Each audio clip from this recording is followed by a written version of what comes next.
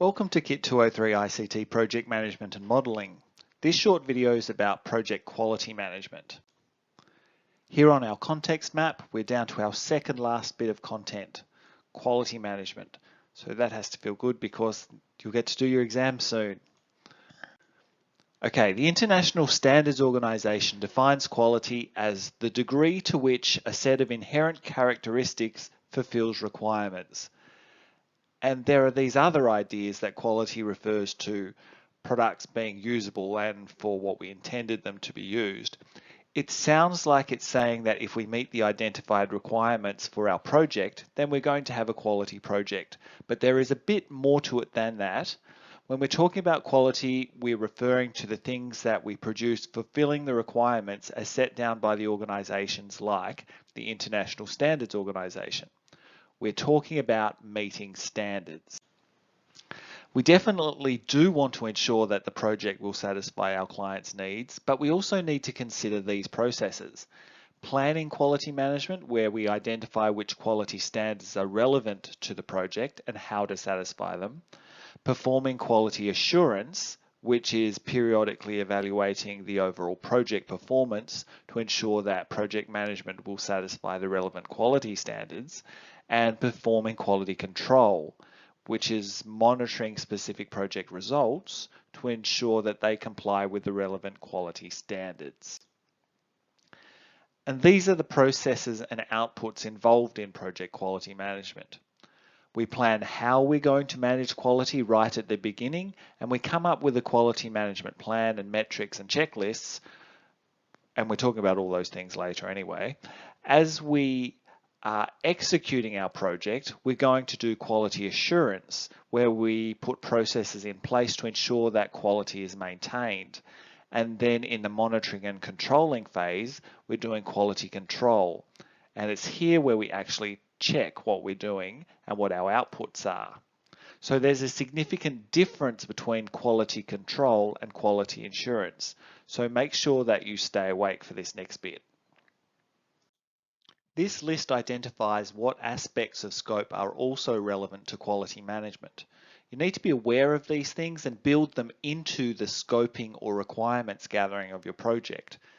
Functionality is the degree to which a system performs its intended function. Features are the system's special characteristics that appeal to users. System outputs are the screens and the reports that the system generates. Performance addresses how well a product or service performs the customer's intended use.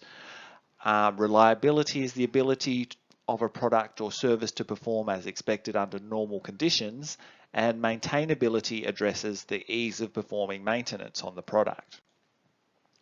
Planning for quality implies that we can anticipate situations and take actions so that we get the outcomes that we want.